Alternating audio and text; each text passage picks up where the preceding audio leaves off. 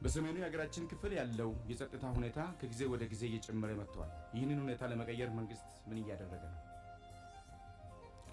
ሁለተኛው በሰላምና የጸጥታ ጉዳይ ላይ በተለያዩ የሀገሪቱ አካባቢዎች ውስጥ ያሉ የጸጥታ ችግሮችን በዘላቂነት ለመፍታት መንግስት ምን አስቧል?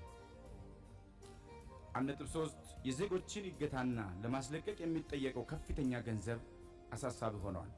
መንግስት ይህንን ችግር ለመፍታት ለምን አልተቻለም? አዲስ አበባ ከተማን የኮሪደር ልማት ቀደም ሲል የነበረባትን የአዲስ አበባ መልክና ገጽታ በብዙ ደረጃ ተብሎ በሚወሰድ እይታ የቀየረና የለወጠ መሆኑን አግኝቼበታለሁ። ኢትዮጵያ አገራችን ይህንን ተግባር በእንዲህ አይነት እንድታከናውን ለልጆቿ አቅም ጉልበትና ዕውቀት የለገሳትና የሰጣት አምላክ ምስጋና ይግባው። ተግባሩን በማከናወንና እያከናወኑ የሚገኙ አካሎች ዕውቀታቸውና ስራቸው የተባረከ ይሁን እላለሁ። ኢትዮጵያ ሀገራችን ባለፉት ጊዜያት በውጭና በውስጥ ሲያጋጥማት ከነበረው ዘርፈ ብዙ ችግሮች አንጻር ሳትገደብና ሳትደናቀፍ የገጠማትን መከራና ችግር በአንድ በኩል ለመፍታት እየተጋች በሌላ በኩል ደግሞ ይህንን አይነት አስገራሚና አስደናቂ የልማት ተግባራት ማከናወኗ እጅግ በከፍተኛ ደረጃ ግዛቸውና ጉልበታቸውን በመስጠት ፈጽሞ ለተገኙት ተግባር ልዩ ምስጋና ይገባቸዋል ብዬ አስባለሁ። አመሰግናለሁ። ከበሩ ዶክተር አብይ አህመድ ዛሬ ሁለተኛ ጊዜ መገናኘታችን ከመጠን በላይ ደስታ ይሰማኛል። በቃሉ አከብረው የተናገሩትን የሚተገብሩ የኢትዮጵያ ልጅ መሆኑን መሪያችን በመሆኑ ክብርና ደስታ ይሰማኛል።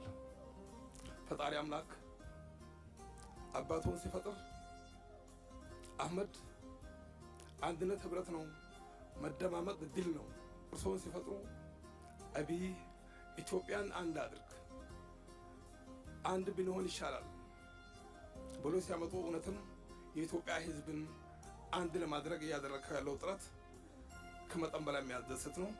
ለዚህ ተምሳሌት ባለፉት ስርዓታት ታርጋ እየተለጠፉባቸው በሀገራቸው እንዳይኖሩ ተሰደው በተለያዩ ሀገራት ተመልሰው ሀገሩን ሲዋጉ የነበሩት አካላት ሄደው ወደ ሀገር ተመልሰው በዲሞክራሲያዊ መልኩ መጥቶ በሀገራቸው ውስጥ እንዲታገሉ ማድረጉ ይህ ተምሳሌት ነው።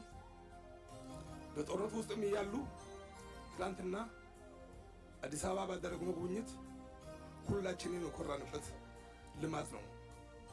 ስለዚህ እነዚህን ኢትዮጵያን ምን ያህል አንድ ያደረግ መሆኑን የሚያሳይ ነው።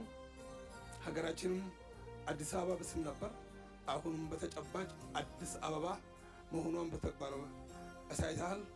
ይህም ፈለግህም በቤኒሻንጉል ጉሙዝ ክልል ርዕሰ መስተዳድር አቶ አሻድሊ ይህም ፈለጎን ተከትለው ከሀገር ውጭ የነበሩት መሳሪያ ይዘው ሲታጠቁ የነበሩት ከተወሰኑ አማሮችና ከጀነራል ከፍ ያሉ ጋር ሄደው እነሱንም የእርሶም ፈለግ ተከትለው ወደ ሀገራቸው ገብተው በሰላም መልኩ ሰላም ሰፍነው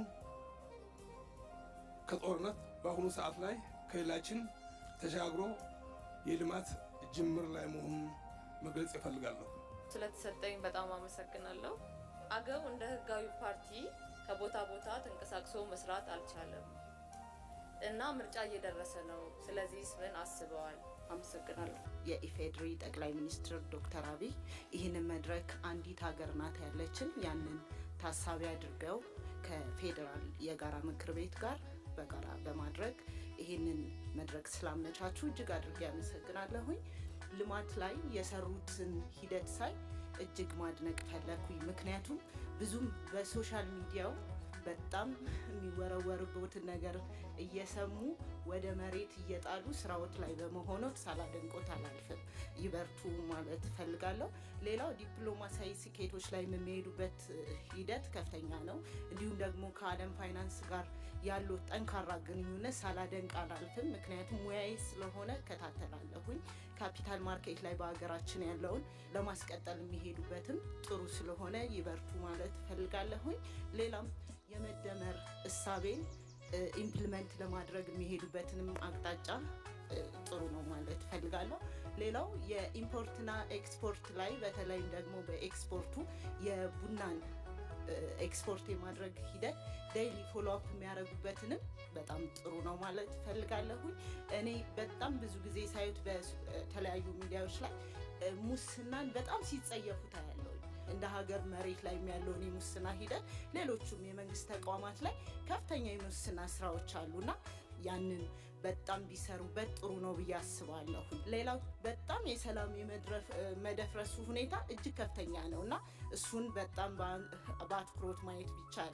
በጣም ማዳመጥ ለብዙ ፓርቲዎች ኢንፎርሜሽን መስጣቸው እኔ ነኝ። የኢትዮጵያ ሚዲያ በአብዛኛው ዝግ ነው፣ ሞኖ ሲስተም ነው። እንደገና ምሎት ደግሞ በሚዲያ ውስጥ ዜግነት ክላስ አብጅቷል።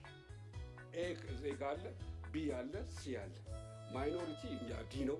ዞር የት ነህ ከተባለ እንደዚህ ብሎ ላያናገር ይችላል።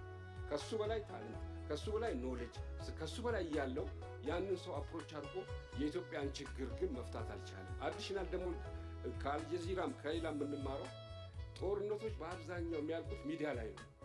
ያንን ለማምጣት ምን ማድረግ አለብን? መደረግ አለበት። ሚዲያው ማንኛውም ሀሳቦች፣ የተለያዩ ሀሳቦች አቅርቦ ማፋጨት አለበት። ይህንን ማስተካከል አለበት። በነጋዴው ህብረተሰብ ደግሞ አንድ የኔም ግልጽ ነው። ትልቁ የኢኮኖሚ ፓርቲ የያዘው መንግስት ነው 70%። 30% ውስጥ ደግሞ 20% እንደ ሚድሮክ ያለ እንትን ነው ተለያዩ። በ10% ውስጥ ኮንትሮል አድርጎ መክፈል አልቻልንም። ልንከፍል ስንሄድ የመንግስት አካላት አስቸገረን። እንደዚህ ነው። በተስፋ ሲያይ ተመልክቻለሁ። በጣም ትልቅ ተስፋ እንዳለኝ አረጋግጫለሁ። ብዙ ወዳጆች አይቶኛል። እነሱ እየደከሙ እያረፉ በየድንጋይ እየተቀመጡ እኔ አልተቀመጥኩም። ጉልበት ሰጥቶኛል። ትልቅ ክብር ይገባዎታል። ወደ ጥያቄ እገባለሁ። አካል ጉዳተኛ ያለበት